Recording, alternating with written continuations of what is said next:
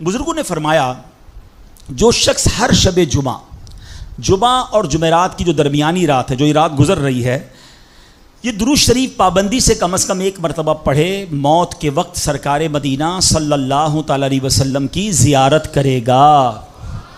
اور قبر میں داخل ہوتے وقت بھی یہاں تک کہ وہ دیکھے گا کہ سرکار مدینہ صلی اللہ تعالی علیہ وسلم اسے قبر میں اپنے رحمت بھرے ہاتھوں سے اتار رہے ہیں۔ آئیے مل کر پڑھ لیں، اللہم صلی وسلم وبارک علی سیدنا محمد النبی الامی الحبیب العالی القدر العظیم الجاہ وعلی آلہ وصحبہ